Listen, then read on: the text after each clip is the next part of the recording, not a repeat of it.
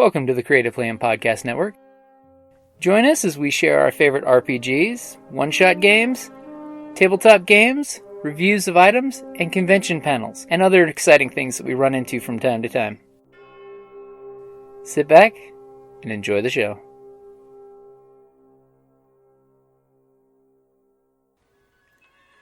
Hi, this is Kelly, aka Trixie from Ragnarok and Roll, a Scion to Ragnarok story, and Tilda Wimblewick from D&D Journey of the 5th Edition. First off, I would just like to say thank you to everyone for listening to our varied adventures, as well as for rating us on iTunes and RPGpodcast.com. If you haven't rated us yet, we would greatly appreciate it if you could. And if you're looking for more ways to support our efforts, we are now on Patreon, a great site where you can help us continue making more podcasts, as well as some special surprises for our patrons. If you can, please look us up at www.patreon.com/cppn. Every little bit helps. And again, thank you for listening. Right! No, mine always just came from being, military trained and learning how to project in a command voice. Be heard over the din of battle. Sound off like you got it! Never mind. Yeah, my boyfriend has that voice. Either that or basic one. Yes. Well, when projecting fire ranks, I want you to have the appropriate enunciation. That's deep. That's nice. That's very deep. Oh, really? Okay. It's years old, it's kind of. The kid his name. Okay. Oh, okay. I say we talk about it while he's I'll gone. be back. I'll be Beethoven. I'll be Beethoven. Let's see. All right, roll call. We got Bruce Wiley. Okay. Okay. Jeff Marriott. Not here. Not here. Okay. Cynthia Ward. Here. Hello there. Frank Powers. You coming No. back? He's supposed to be coming back. John Vornholt. That's Yay! I And Kurt Booth. Yeah. Where's Kurt that Booth. guy? Whoop, we got a runner. Kurt Booth. He's somewhere around here, but he's a Well, jerk anyway. there's somebody. He's on. Ladies and gentlemen, Frank Powers! Boo, that's just a catchphrase. I'm very popularly known for Pistol Panda. No one's actually booing. Where are we sitting? Wherever you want, sir. I want to sit next to you. Okay. Oh dear. Kurt's the best. We haven't met You know, I Kurt. didn't wear my suit. Haven't met him, but that's another thing. Well, this All is right. about comics not being about superheroes. Attendees, superheroes. Psh, what's this? Good, I'm Attendees, come on! I'm dressed as a panelist, it'll work. All right. Today's topic is comics are not a genre, comics are a media. Jeremy. Okay, that's deep. Comics are far beyond superheroes. Any story can be told in comic. How do we get there, and why is that awesome? Okay, anybody up here over 50 remember reading Moby Dick in the comic book? Oh yeah. Yeah. So. I love 20,000 Leagues Under the Sea. Yes. That was a Yes. really good comic book. In fact, Yes. Classic Tales or whatever that bunch was. Classics Swiss Illustrated. Family. Classics Illustrated, yes. Classics Oh, I read Yes, that. it was amazing.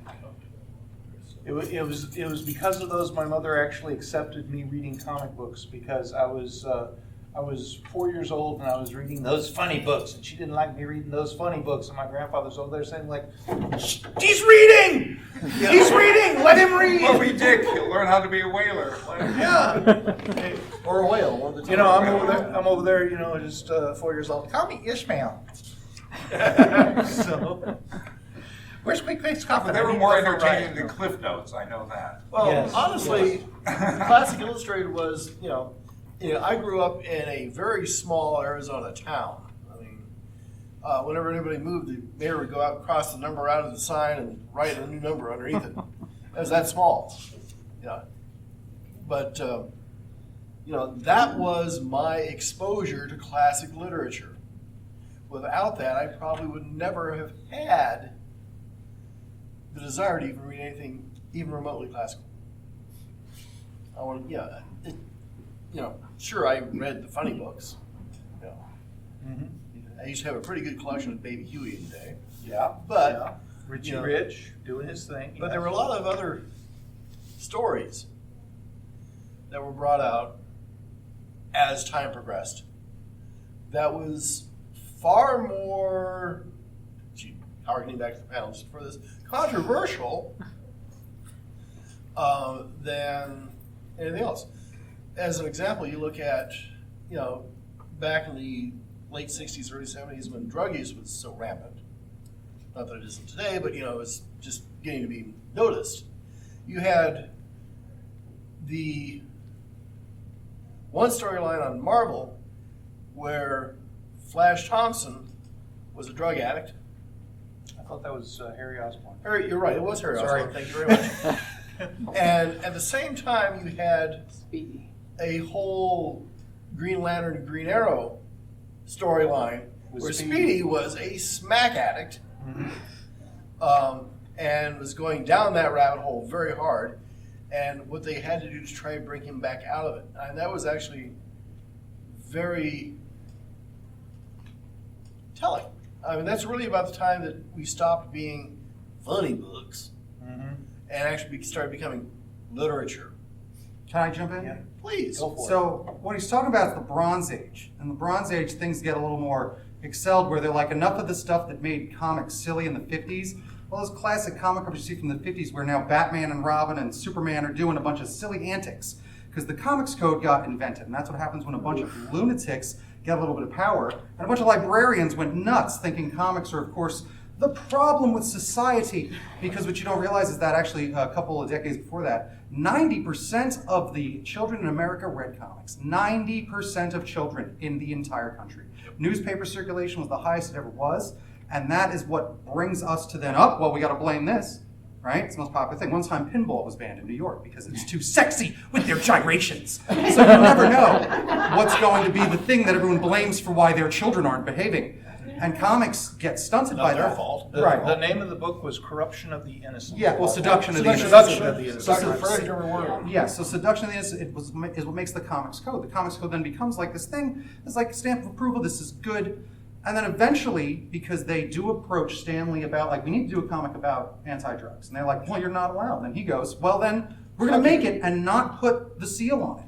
And for 2 decades, they were afraid, like, what if we don't put the seal on it? And then they didn't do it. And then no one cared. Number one book. So then DC does follow suit real quick and do that hard traveling hero story, as well as the drug addict story, where we start to get a little more of what's going on and the urban plight where comics live. Remember, all comics made New York City. DC, down the block, Marvel. They all live in the slum. They all live in these high crime areas. And if I just did a bunch of research on this, and then I'll stop for a second. Highest amount of crime in the 70s. It shoots up astronomically. The New York that you're all afraid of in those movies is made in the 70s. Then it happens again and kind of doubles in the 90s before they, Giuliani sends all the homeless people somewhere and Disney moves in, right? The crime rate and the murder rate was in the thousands. And this is where all of comics were created. So that is why you get Luke Cage. That's why you start to get your African-American superheroes that represent people and represent people in their neighborhoods, their barrios, their cultures, and getting back to the concept of what are you doing for the man on the street, right? You're out there fighting the purple and you're fighting this and saving out yellow people. What about the black man down here, Green Lantern? Same thing. Yeah, I remember that episode. I actually still have a copy of that magazine. It's a big deal. It's worth something. You worked for the Blue Men. You had friends with the Yellow Men and the Orange Men. What about us and the Black Men? Yeah, and that's what introduced John Stewart Green Lantern, Yeah. right? So there you go. So that is why things have to get mature. We bounced back from, they made all the superheroes, they made a lot of comics cast for comics because they were really against EC comics, Tales from the Crypt. Yeah. Let's go after them, right? You can't use the word zombie, you can't use the word crypt. Well, gee, that seems pretty, suspect, Spot on. right? Certain words. That's why Marvel invents Zombies. Zubembi. Yeah, that's what they had to do to get around that. And for a time, Marvel owned the term then zombie, and they lapsed on the trademark. They went and owned the term for a moment afterwards. It's pretty nuts. Wow. So there's some comics for you, and that's why what is the subject of this, though? I just went on a rant. As media and a media, what are we doing? Okay, comics are We're talking about not a anything you wanna talk genre. about. Comics are a media. What does that mean? I'm dead Well, serious. What does that well, mean? What is the okay. difference between a genre and it's a media? Well, Can I try that? Please. go for it. Save us. I have thoughts too. Because I genuinely, I think we think of comics as only being superheroes, but you were right. The classics illustrated, the horror comics, They were not superheroes. And so I brought one of the Star Trek comic books I wrote many years ago. They were not superheroes either. Right. So I think the idea is that it's not superheroes, it's any story you want to tell, including short stories like this annual Star Trek Deep Space Nine annual was several different short stories, each like 8 pages. Nice. And stuff like that. So I think the idea is that you can have to broaden it and beyond. And I don't know if we've done that recently. We did it more in the 1950s and the 60s. Yeah. We really had more comic books about things that weren't superheroes. So. Yeah, in the 70s, I was between, depending on where you're at the start of 1970, I would have been 9, and by at the end of 1980, I would have been 20. In that time period, you did have superhero comics, but you had kung fu comics, you had romance comics, you had like Casper the Friendly Ghost. Archie. Those comics. Now, I will tell you, all these comics still exist, and they Yeah. are crushing it. Yeah. All right, especially Archie. Archie has done so much progressive stuff in the past few years with both. Not only did they have a gay wedding, but it was between a military guy and like that, and people trying to get mad at it. It's like too bad. And Archie's done a lot of very progressive, brilliant stuff with just immigration topics, and, you know, everything with race, everything with culture, a lot of stuff. Archie, they did one where they killed Archie to see what happened. And now you see we do with Sexy Jughead on Riverdale. Who would have ever thought we'd see Sexy Jughead? My word. With the pointy things. No, right. The place where I was going is that when I started reading comics, most any popular genre was available, and a genre is something like science fiction, fantasy, romance, horror, Right. cowboys. There were a lot of westerns, which now I don't think there are a lot of western comics that I've ever seen or heard Seen of. one in years. Here's the thing, they're not the Space. mainstream comics. That's what it Right. is. Like they'll bring back Jonah Hex once in a minute, and things like Red Dead Redemption, right? Super popular video game. You watch cowboy genre, jump.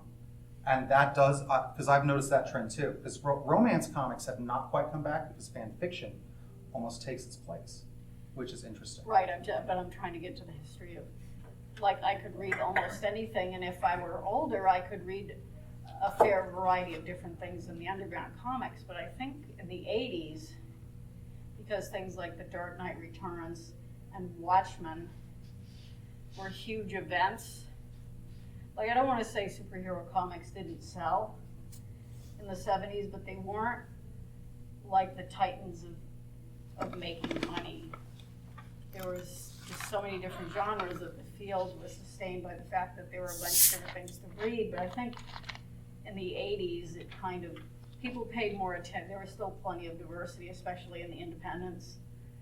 But I think people paid more attention to superheroes. And then once you have Marvel, DCU and MCU making billions, hundreds of billions of dollars of superhero comics, I think unless you're hanging out in a comic book store, you have no idea all this stuff exists. It's kind of funny. Early comic books were all based on comic strips, of course. Yep. Yes. And they, I think when Superman took off and then Batman took off, they were amazed. They said, "No, wait a minute. This is supposed to be the Cats and Jammer kids, or this is supposed to be, all those early strips, or what was the one, the soap opera one."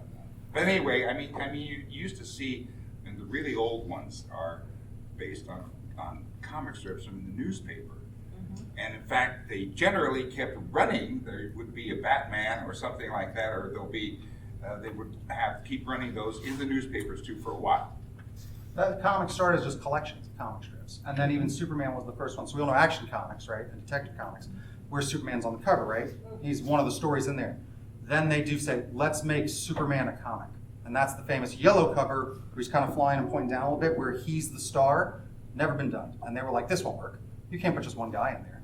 And then kaboom, right? And we see what it starts to become the way it goes. And then when they ran out of the sillies, I think it was this funny, it was like silly or funny something's funny times. That was like the first real comic that collected all that stuff. They ran out.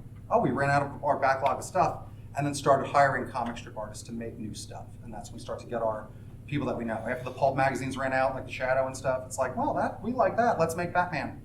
you know, because the shadow already existed. Pulp comics already did a lot that set what comics start to become, you know. But I do love, much like fashion these days, there is no such thing as fashion. I'm taking, okay, and you can kind of walk around in a lot of stuff. Someone walked in here in a pair of Jenkos. People love it. Those are great, right? Because 90s throwback, right? Let some of you walk in bell bottoms. Those are great. You look great, right? No one's gonna be like, do you see that person doing that? Because fashion just got so blurred, I noticed, after like the 2000s and the 2010s. Now everybody just does, I'm still a raver, I'm still goth, I'm still this. And I've noticed that happen a lot with the genres of books. Like, there's so much out there when it does come to that. But again, it's not from the two big heavy hitters. Really, Image is our saving grace. It's still Image Comics, you know, and things like Kitchen Sink. And then even Scholastic. You know, Scholastic has done a lot because kids comics, and that's why I'm like all about comics, because it's not just about comics. The word comics we're throwing around a lot. Sequential art is what it is. Sequential art is what, like, that used to be the inside term, you know, of what we try to raise it up. Because my whole life everyone tells me comics, well, that's low art. Sorry, you're nothing, right? And that's a big thing with comics. So nowadays it's fun to watch them get respect in a way. And I've seen that just across the board with certain just awards, and then the other ones, the big heavy hitters, like I think about with Mouse and Watch and things like that, where especially Mouse, like where you're just talking about a real story, Yeah. right? That's a real story. That's a real story Rick gets, right? And you got that, and you have a lot of the stuff that who did the Spirit? I'm just skipping on his name right now. Will Eisner. Will Eisner's Spirit. Yeah. Okay, I like to say that like sort of Great Caesar's Ghost. Will Eisner's Spirit, right? And his books that he would do just about living in New York, and the slice of life books, right? And then from comics, the underground comics, right? You get Crumb, and then you get some of those guys, that slice of life, and American Splendor, slice of life becomes a huge part. And I think that's still very predominant as you look at podcasts and everyone's social media page. A lot of personal stories now in comics. Getting those to the big guys, you know, I don't know. They want to sell Deadpool, right? That's their job, is to sell you Deadpool. And we can all like Deadpool. But just like indie movies, sometimes you want something a little quieter, you know, a little more thoughtful, a little more, maybe it is just in black and white, you know? And because of a lot of just as a guy who's making stuff constantly, I mean, the fact I can be on Amazon tomorrow now, and here's a link, go get my book. Like, that's different. Instead of 10 years ago, I had to find, do all that, carry these around. There's a lot of opportunities for us to tell stories now, and even online, even never having to publish. You know, comic books took a weird turn when they became collectibles. Yeah. So that kind of put them into a more careful stage, really. I thought a less experimental, a less kind of, I mean, everybody said, oh, I got to make this the one that everybody's got to buy and put in a plastic thing and never look at. Yep. So, I mean, I keep thinking that that's one of the times when we kind of got away from them being part of any genre. Oh, yeah. The 90s was not about story. Exactly. It was not about story, it was about art. Yes. And a lot of bad art, mixed in with a lot of great art, but a lot of bad art. You know, and that drove book sales. And that's why you get your multi-covers. But, I don't know, someone else talk. I don't want to. I'm hogging a lot, and I don't want to sound like a jerk. A little bit of this too.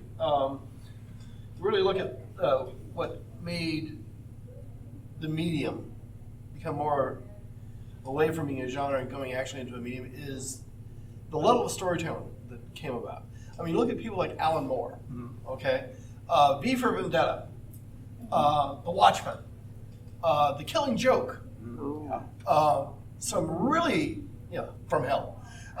Just a ton of really deep, penetrating stories that just happen to be in an illustrated medium, okay? It could have carried as a literary work by itself, not a single picture except on the cover of the book, and maybe not even then. But it was at that point that, he said, famously, that the comic book was meant for the lower class masses, the people who did not read or maybe couldn't read and had to rely on the pictures to get the story because they had no imagination. Isn't that fascinating? Isn't it? And this is the same guy that did all of this work too. So when it stopped being funny pictures and easy storytelling and actually had subject matter of depth, this is when we stopped being just a genre, actually became a medium, because we started having a format to be able to tell a story, and it just happened to maybe have superheroes in it. Yeah. Well, Neil Gaiman had a lot to do with the maturation of comic books, or whatever we're calling it.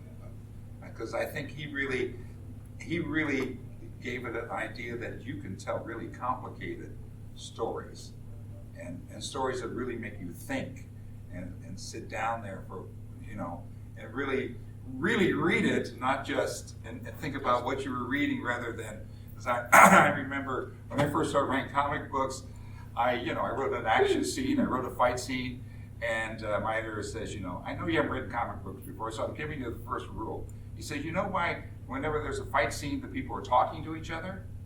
He says, and they'll say, oh, Batman, I'm going to get you, oh, I'm going to get you. He said, because we are trying to keep people from going too fast.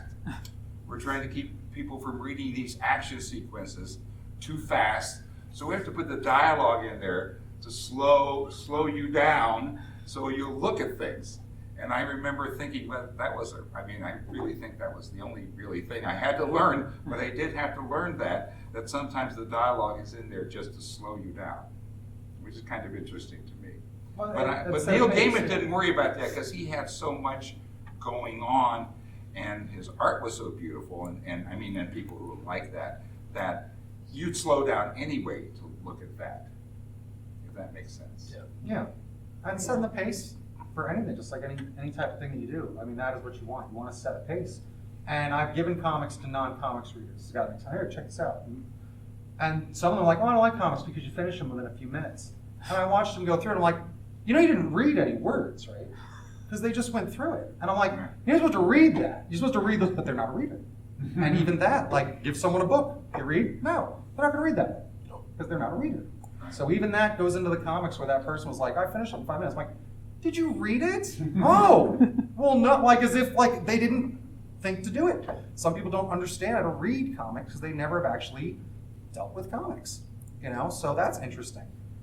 Because again, it is an interesting art form, and as a guy who makes them from time to time, you can hand someone this thing and they look at it like it's a tool that you haven't, they're like, I don't understand. I'm like, oh, left to right, top to bottom, shape of the Z. Like help them out. Well, I have read some modern comics or graphic novels where I could not figure out the page layout. Because it's bad. Yeah, it's like Exactly right. I understand that you not necessarily want every single panel to be the exact same shape through the entire book, because varying that isn't. But I have run into some very highly praised comics where, I started reading comics before I could read, okay. Right? Yeah. You're a little kid in the early 60s, your parents give you comics. And I'm like, I have no idea what the fuck is going on in this comic, and I've been reading them for 55 or 60 years. A little bit too experimental in the layout in that case. I always make fun of DC Comics when they have an event, one of their crisis events. It's 52. We've got to show you on one page what's happening with Batman, the Flash, Robin, Wonder Woman. Also throw their origins in a montage as well, because you got to see the pearls fly again. We don't know what happened to Batman's parents, right? I think we're all born knowing that at this point. And DC is just, my sister got every one of those. She'd be like, would you look at this? And it looks like, I'm like, what is this? They will smash as much as they can. And they're not focused on panel-to-panel storytelling at all, that's for sure. So it is that thing where sometimes you can watch people that do make it in those professional companies. Oh, that's not the best artist, but he delivers. And sometimes that's a bigger part of the job. You can do it cheap and on the fast. Yeah, and that's huge. But nowadays, it's also, again, different. A lot of Marvel's artists, they are, for a while, were painters in Italy. A lot of them. The bullpen isn't Stan Lee's friends anymore. Like, it's the world. And that's changed a lot. And you know what else has changed? Is Google's SketchUp changed a lot. A lot of our artists now just trace them backgrounds real quick because time is money. Time is money. And again, you can't knock people for YouTube. Like, I kind of got over that too. Like, I used to be like, oh, they trace now? But now it's the industry standard. So it's kind of weird. Whatever happened to manga? Manga's bigger and better than ever. Is it really? Yep, only growing constantly because the younger kids love it. It's only grown in Japan, and it's only been because adults read it. It was never weird out there for adults to read manga. It's the same as anything else. And an entire generation has now grown up with that. So again, teaching the 5th grade kids, especially the girls, they draw better than my 4-year-old friends because they grew up on anime. And boy, did they pick it up. And it really does simplify a lot, and it's great cartooning, and it really helps them understand anatomy and all this stuff very young because they draw anime. And holy jeez, it's only grown the same way that anime is growing itself, like the actual animation and stuff. So.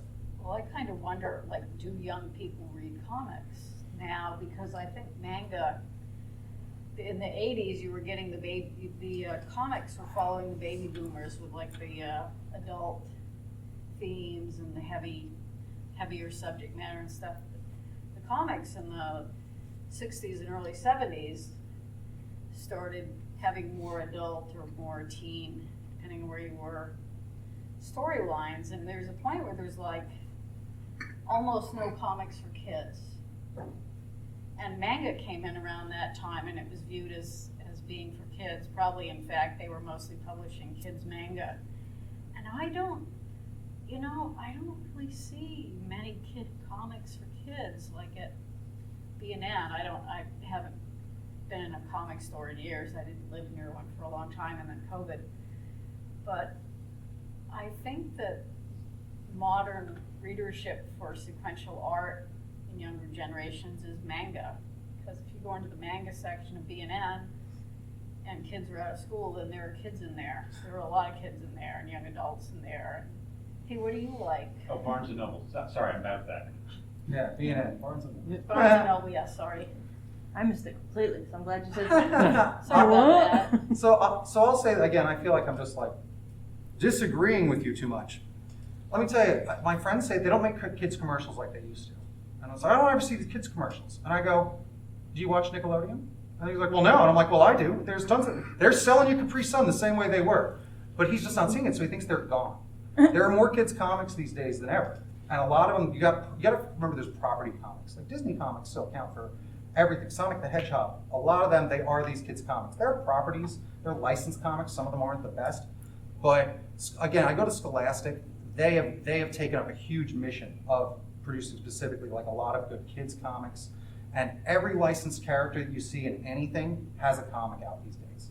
Again, it's licensed. Kung Fu Panda, it's a licensed comic, and then the next thing will come along, and then it's Turbo the Snail, all right, that came and went, right? And then it's what's the newest DreamWorks thing? Everything became a media put. A few years ago, it was a different almost.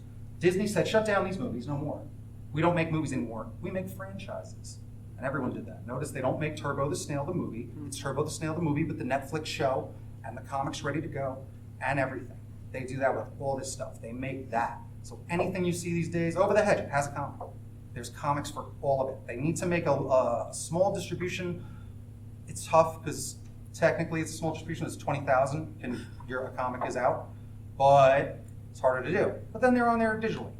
And the digital comics, I think, are also the thing that's saving a lot of kids and letting them see a lot of comics. There's a lot of great apps that are exclusively comic strips, kids comics. I think comic strips are better for kids because they're just shorter and quicker, But there are a lot of kids comics because that's all I work in is the kids comics. So I look and notice what's around. And so if you want a kids comic, you have to go to an app? Because I've heard parents who grew up with comics and they're like, I can't really find much of anything for my kids. Yeah. But they're looking At the grocery store, physical, they're not finding them there. Which is where they found them. Yeah, grocery Archie's are still, store, Archie Barnes Digests and are still there, Noble. the same way, or comic book stores and. I don't find them at comic book stores, but yeah. being everywhere, like when we were kids, and we had a lot, of course, 5 and dime drugstores, little corner soda fountain places and stuff that always had Monsters of Filmland, the comic books, and all had the stuff we wanted, right, along with the milkshakes.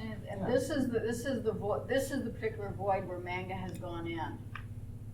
Right? Yeah, they've got every age. You go into Barnes and Noble or independent bookstore that will carry graphic novels.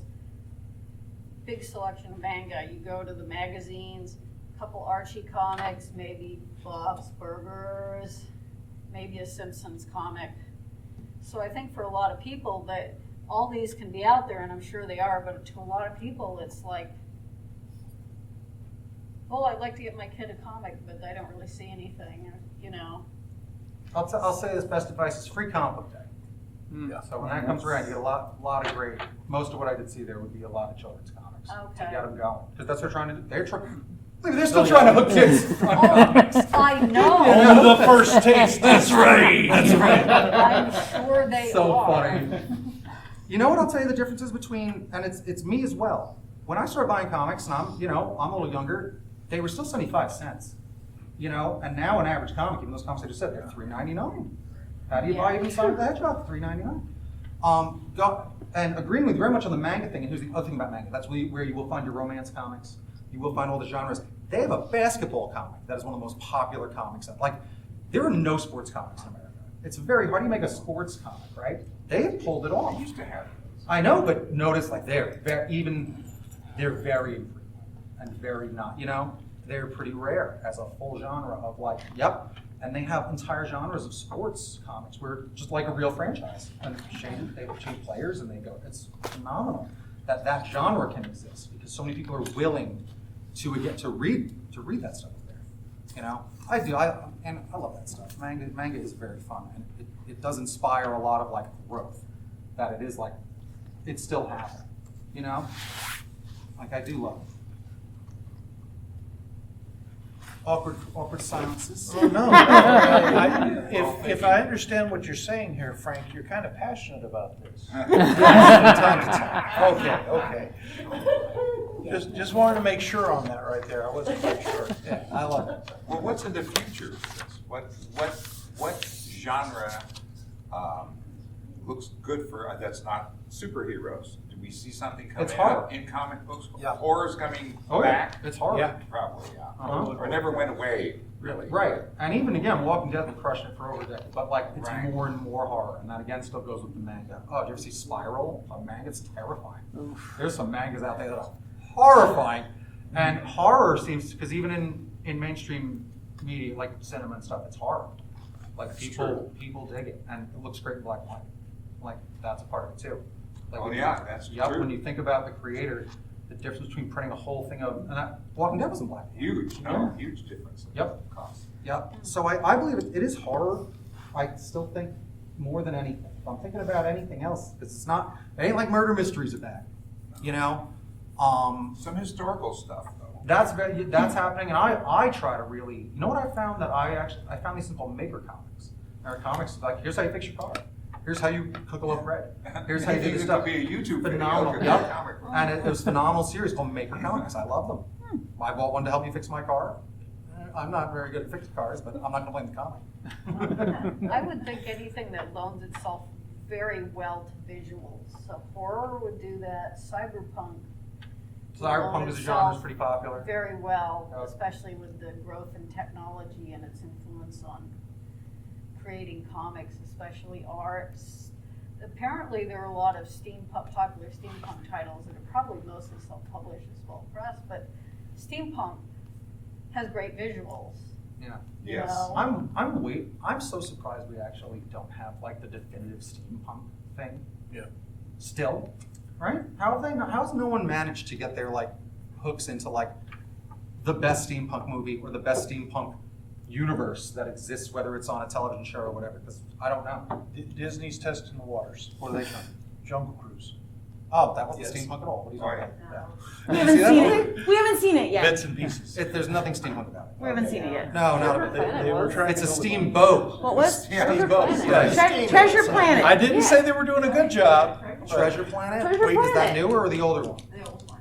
The old Yeah. one. Do you think that's like the most steampunky? This is going on. Well, great. Wild mean, Wild that was West a was lamp- kind a of. That one, yeah, Wild Wild that's West was a a good one. steampunk movie. Yeah. But after, it didn't inspire a lot No. of other No. steampunk I- movies. and- because the genre was barely around. But It not inspired movies. Did you go to Comic Con back then? No one knew it. No one cared about steampunk back then. No. Not nearly at all. But I don't know. It's interesting to think about where they would go. Like where is the future of comics? I think a lot of it is. It's still a lot more personal stories. I think more than anything. Because if you're thinking about the independent world, it's still people doing their version of American. Do you think Splendor. R. Crumb type comics? would Yeah, come American back? Splendory stuff and things like that, where people are talking about, especially when they're talking about sexual identity. That's huge. A lot of people they really talk about that stuff. They make comics about it.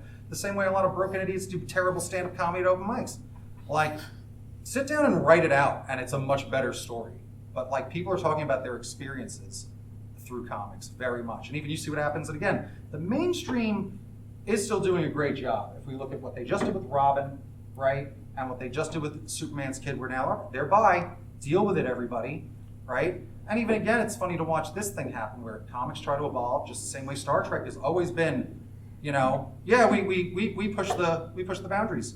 Some people don't like that. So Superman yet again changed, you know, the American way just a month ago at DC Fandom. They've already done this several times. But every once in a while, it's the news spike that people forget that, like, yeah, he got rid of his American citizenship in 2009 as well. Like, want to get mad about it today? He's a citizen of the world.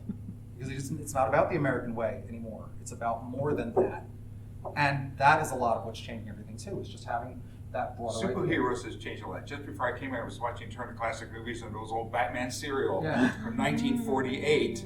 Well, they're driving around in a convertible. They don't have a Batmobile yet. And the amazing thing about the old Batman serial is he loses every fist fight he's in. Yeah. He gets beaten up all the time. Robin hides. Robin hid in the closet during this one scene when Batman was getting beaten up. But he came out and rescued him after the bad guys went away. And you look at that and you go, he's got a really funny Batman outfit on too. Yeah. But you think, this guy really has changed. I mean, he didn't have so much as a penknife on him. He didn't have any gadgets. He didn't have anything like that. He was just a detective in a funny costume back in 1948. Yeah. So you have to look at this as being, these things are evolving. Even the superheroes are evolving. Anyway. Well, one thing that I'll notice as well is we're dealing with mortality in comics in a much more realistic manner.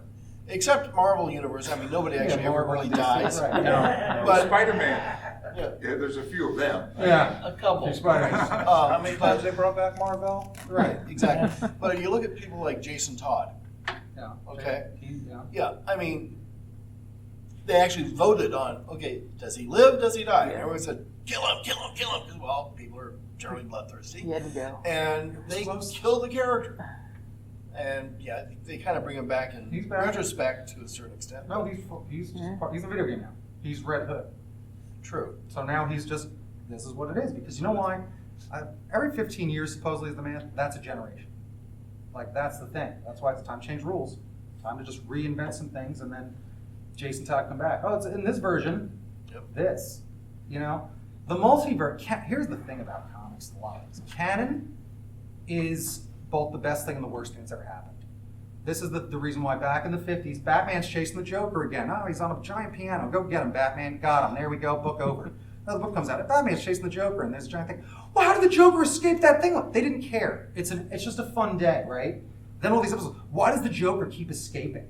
Batman's an idiot. Because they add the concept of continuity. All of this has to count. Everything you see counts, right? So now what's the solution to that? The multiverse, as we also know. Everything's the multiverse, right? Yes. So everything's just become the multiverse, especially in movies and TV now, right? Yeah. Because Marvel's about to do that. So in comics, you know what they just did in comics? They're up to the omniverse. The multiverse of multiverses. Facebook is doing right? Well, I know Facebook's trying to hold screw with that. The metaverse. Oh, give me a break. But that blew my mind. That's the scale of it now.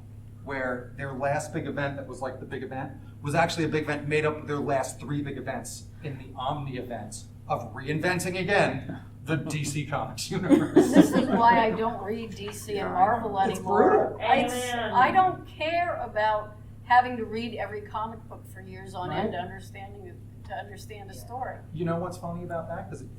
So you know what comics I started reading? Marvel Age. Marvel Age comics were their modern, just kids comics. So there's Spider-Man dealing with a divorce in the real books, and his clone is banging someone that he used to date. Oh, that's horrible. So that's how the kid's supposed to read this. And then you get Marvel Age, just, the Vulture robbed a bank, and Spider-Man's going to get him and make a bunch of yucks on the way. And this art's fantastic. And it was fun. Yeah. And they're self-contained, and that's it. So I was reading like the Marvel Kids versions of the superheroes I like, because, boy, those things get grim and gritty sometimes, don't they? Right? They're I don't know how anybody at at those two publishing houses keep track of everything going on. I mean, it's They don't. that involuted. They only keep I track think- for 15 years though. And then But I mean, unless they have like a pool of people who have eidetic memories, I don't see how. No, they do. Those are called fans. Yeah. Yeah, that's true. They That make makes the sense. mistake, they're notified. Yeah. Quickly. Yeah, sure, and then you get a no prize. Well, Right. Good call. well, you know, they remember can those. ignore stuff as a guy who's written 30-some Star Trek books or comic books or something. You know, they just decide after a while, we can't keep track of these damn novelists. They're not canon. Right. We all said, yay, we're not canon. We do whatever we want to. Well, do whatever we kill Wesley off. No, I Yeah, that's so funny. You still can't do everything. But Yeah, That's so it's funny. like, you know, when I helped plot one of the Star Trek books for a friend of mine, Pocket Books came down and said, you can't do that, because we will have no crossover between the old series and the Next Generation. The book was the Next Generation series. My plot, which I thought was brilliant, thank you very much, you all clap and applaud. Yeah. we haven't heard it yet. Now tell us what it was. Because the whole idea is that there is a derelict Federation starship in deep space floating abandoned because they had a warp core breach. Everybody left, got picked up. The hull of the ship is still there, and there's just enough power to keep running the computer to a certain extent. But things are starting to fragment because power is failing slowly but surely as the batteries die. And it happens to drift into the Romulan neutral zone. A Romulan cruiser comes by, picks it up, says, we've got the mother lode now. We can actually read their databases. And the only thing they get was Talos 4, death penalty forbidden. Okay. From the cage. Okay? Oh, that's too crossover-y. Yeah, it was because it all happened in the Next Generation universe. And it got, you know, the serial numbers got filed off, and Talos 4 became Hermeticus 3. Well, they don't care about that. No. Yeah, and it was, you know, the whole story was going to be how the Enterprise has to go rescue the Romulans from themselves But the, before they get to Talos 4, because they think that's the Federation secret base that does all this, the weapon development. but they can have Picard walk into a cave somewhere and encounter Spock there sitting around. Well, yeah, but Spock's alive. You know, Spock's alive. the whole trick is with that they needed to have something for Leonard Nimoy to do. Okay, but Well, that's TV versus the comic. You're sure you're not allowed to do what you want in the comics. It's like, no, Or no, no. books, They yeah. save that special stuff with books. exactly. All right. But you know, it's the avoiding of canon is again pretty much because just as you exemplified, John, is not only does you don't have to worry about keeping all the T's and I's dotted and crossed and everything else, but it gives you freedom to actually explore a story with familiar characters. We used to have Mike Stackpole here a lot, he's obviously not here, but and he was trying to keep canon for the Star Wars things. He was doing it on his own as kind of a hobby because nobody else was doing it. Now this was before it was Reborn and a million things. There were just, you know, the original movies and a few novels and things like that, but he was determined to try to keep it going, although nobody else was. I remember him talking at length about that. I don't know, well, they don't observe it very well in Star Wars either, so I don't don't worry about it. Well, therein lies madness. I noticed, and they're doing comics, so this will actually be related, but the Edgar Rice Burroughs Incorporated has started putting out what they're calling new books in the Edgar Rice Burroughs canon. And I'm like, I mean, I'm 60 years old now, so I've seen so many iterations of canon Really? and reboots, and I'm like, this is a mistake. For characters that date back to, like, when was the first Tarzan book? Like 1912? Yeah. 1914? I was about to say 1890, but yeah, it's entirely. No, it's the early That's 90s. It's a long time ago. Yeah, I mean, I slept early since then. 20th century. It's like, I got one of the. so, and they've done a lot of spin-offs over the years. So now they're doing canon spin-offs, and I'm thinking, well, a lot of fans, you know, are going to ignore that part, but it really just seems like they're locking themselves into something that gave them a lot of flexibility. Well, they've always been a bit crazy with Tarzan. Yeah, they need a jumping off point. Dude, I've never seen a movie Familiar. where the gorillas actually sit around and talk like they do in the Tarzan novel. Like it. What, you Edgar never read Rice George of the Burroughs. Jungle? Well, George of the Jungle is the, I guess so. But I thought it was somebody who raised their hand back there. Didn't I? I thought I saw it too. Yes, you, Yeah, yes. Princess, yes. It all sparkles. Going back to the about history and what have you, I was never big on the superheroes, but the old war comics. Oh, yeah. Oh yeah, Haunted Tank, Sergeant Rock, Yeah. World War stories, the Rat-a-tat-tat. Unknown Soldier. Yes, I know. Those are the ones that I always liked because even though by today's standards they would be terrible and evil, it also made me happy to see the so-called bad guys get their just comeuppance, but sometimes it didn't always happen. Especially in the Vietnam War comics. Those were the ones who were starting to get the ambiguity and the questioning of Making statements. what is perceived right and wrong. And that's how I kind of figured I was supposed to learn how to some of that stuff. Because they were more realistic versus superheroes where, might meets right or however the case may be. And looking I don't know back, what your thoughts are, but that was how I gathered it. well, looking back at Sergeant Rock and also Captain America, although he's a superhero, knowing that Nazis actually were evil, it's nice that they had a real. grasp on that they were real and that they were real Yes. trouble. Exactly. Nowadays, you can't see who, well, kind of like with the Vietnam comics. You didn't look like poor soldiers. They didn't always know who was who back there. No. There was times when the kids come up, hi Joe, and next thing you know, boom, because the kid was given, something to, a treat by a Viet Cong soldier. Here, take this over to the Americans. Next thing you know, the kid and the American soldiers went up in a rocket. And that's what was always so sad, and that's what made everybody question things. I think that, And I think that's one thing about comics that should be brought back. The ability to see something from a different point of view. I remember there was an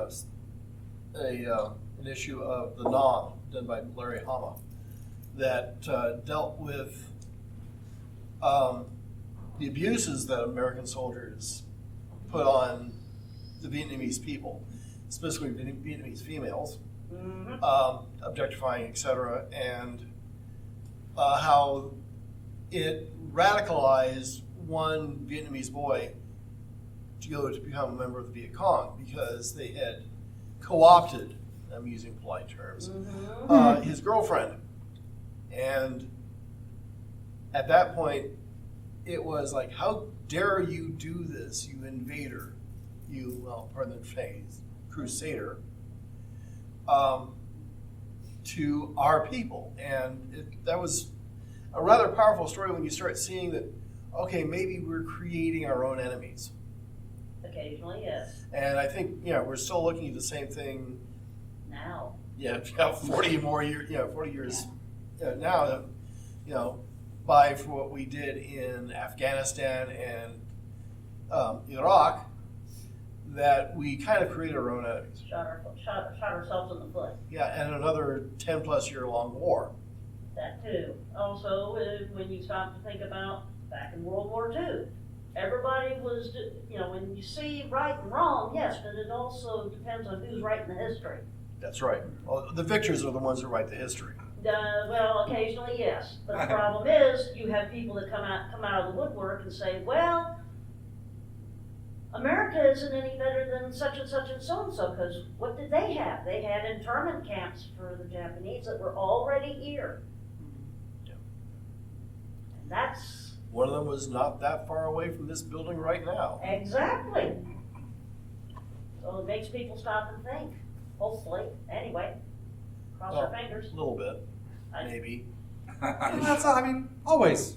You always hope every day is a march toward betterness for all, I think, right? And that's why I like the lore comics, because you saw the right and the wrong, but also the gray area in between. Again. How much time we got? 8 minutes. Give me another question. We got. Let's get the lady in purple there. Is yours in Violet? Violet?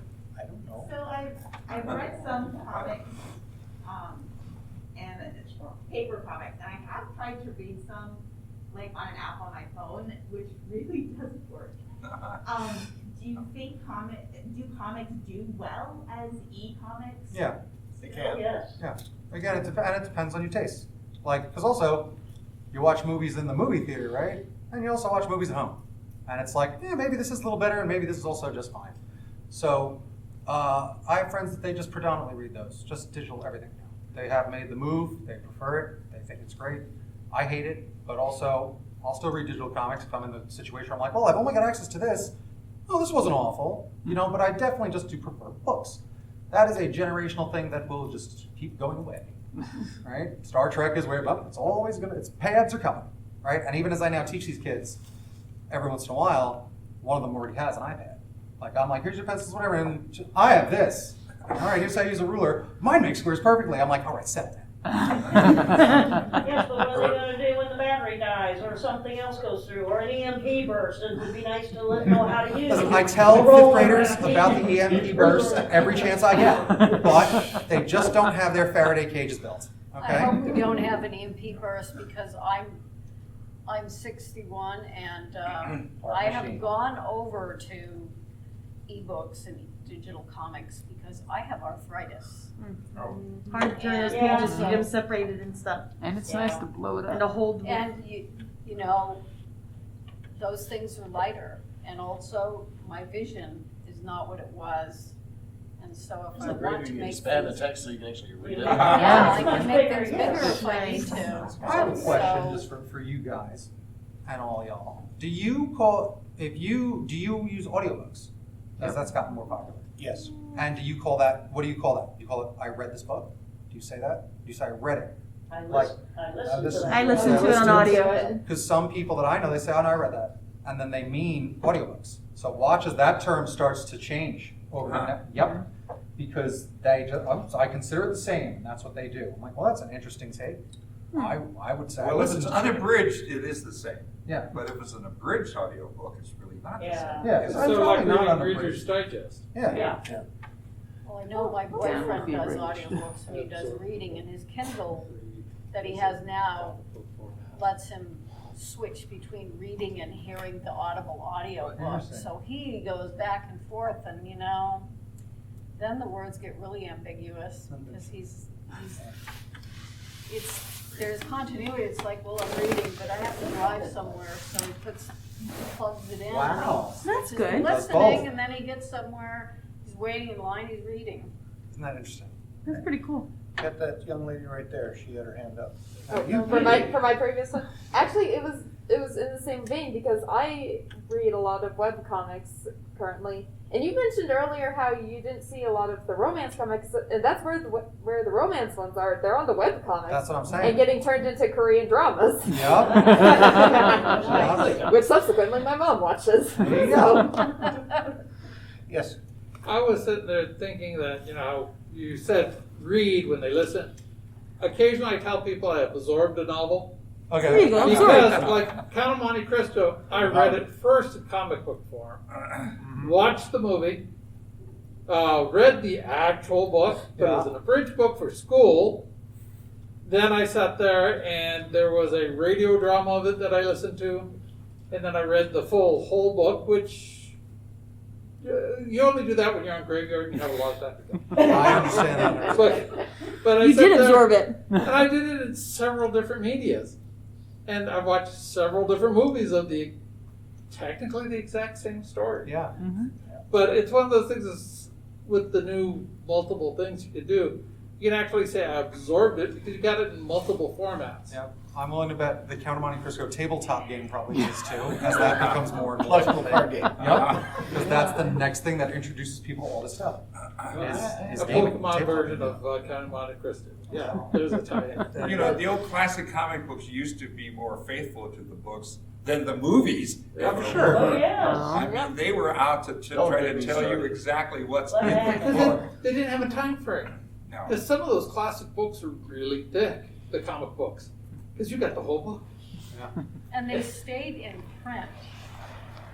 They had their own section in the bookstores that I saw in military bases where my father was stationed, and some of them overseas.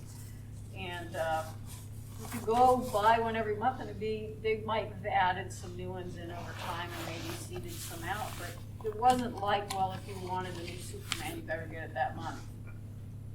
So that made it useful, you know. If we didn't have allowance money to buy Treasure Island, it wasn't going to go away. You know, that actually reminds me of a point real quick. That is also why those Army comics used to exist, the military comics. Soldiers were one of the biggest things. That's what they got as entertainment, sent to them in care packages. Then they all enjoyed comics, came back, and brought the love back, and that's why comics also then grew. That's why the number one game, what do you know what all your soldier friends now do? They get a PS5 and they play Call of Duty. That's what they do. It's military video games are the number one style of video game. So that's like a big difference there too, where that audience, you know, maybe not reading as much, but they're playing games, and those are the games that they do like to play the most now. Army games are the most popular games. Well, also the Military. the military teaching instruction, they would do things in comic book form. Yeah. Or how to do a PMCS, Yeah. preventive maintenance checks and services on your vehicle. And, you know, you said they have ones where you teach you how to fix your car. Yep. Same thing, it's been Same around thing. for years. Yep. That's very common. Soldier's Manual of Common Tasks. Yeah. Yeah. Even Stan Lee drew some of the GIs had VD not- Not Me comics for the Army. If GIs had not been reading comic books overseas, VD, not me. Yeah, there that, would that was never this have little been character he manga made. anime, Right. because the Japanese kids, like Osamu Tezuka, or is it Tezuka Osamu, depending on which usage you want, the kids that were in Japan after World War II, when the American armed forces were basically occupying Japan, read comic books, and they would give them to the kids, or the kids would find them, and they liked comic books, and you can trace the manga and anime industry to the fact that people like young Osamu Tezuka were reading comic books, and they really liked that. They started creating their own, and they didn't have the American sense of shame, you know, oh, that's a kid thing, you know, that's for the people who can't read. It was just a thing they read and grew up loving, and created a humongous, wonderful industries out of it. There's another panel that's supposed to start right at 5 Yeah, o'clock. done. It's 5 We're o'clock. pretty much done. Thank you for your attention, everybody, and hopefully, If you'd like to get some free stuff, come upstairs, because I'd love to give you some free stuff. Upstairs where? Thank you for listening to the Creative Play and Podcast Network. And feel free to enjoy our other shows, such as D&D Journey of the 5th Edition and Scion Ragnarok and Roll, a Scion hero to Ragnarok story. Thank you for listening.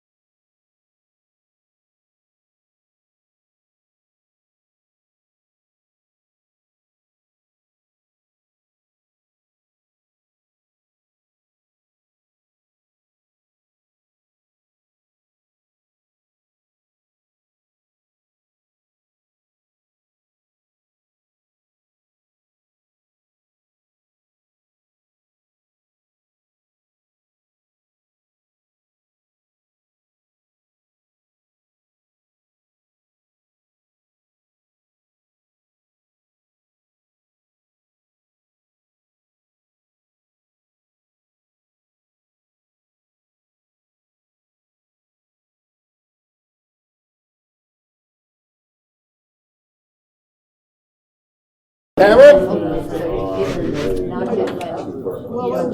Cameron? Yes. Is your QT mug?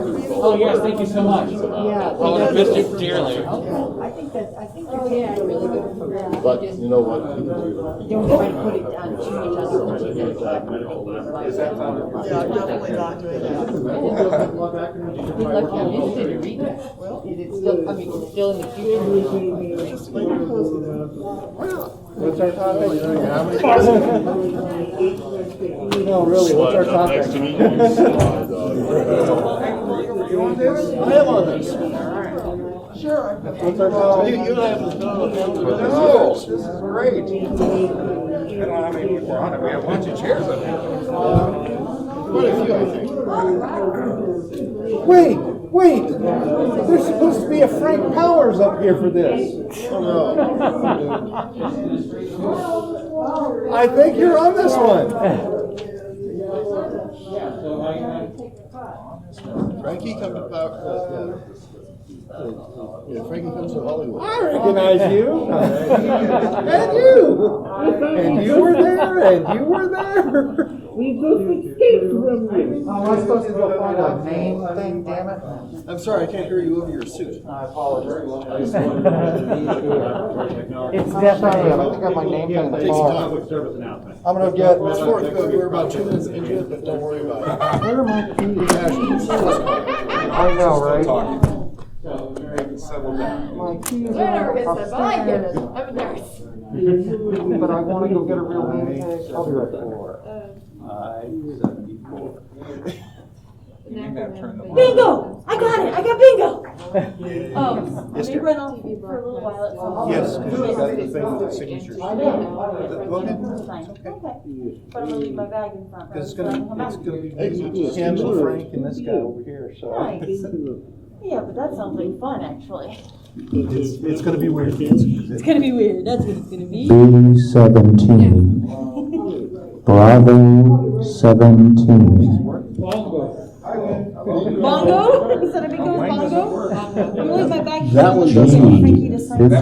This one works. Looks like this one's working now too. Golf 5-4. This one is evil over here. Hello? Oh, that one does. Maybe you can turn on. This one works? Welcome to my nightmare. I see. They don't work unless you make them work, right? All right. Project into the microphone. Hello? of course, if we can project, do we really need the microphone? I No. can project. You know, it's kind of like when I get into this or I get into radio voice. Project. Hello? And how do I get my voice to do this? I think we can save the electricity because, quite frankly, it's looking at this is my radio voice. I hope you're all mine. No. We want You'll notice you can hear me without being mic'd. Yes. This coming folks will probably be able to hear it. It only helps to drown out the audience. I mentioned in my theater class.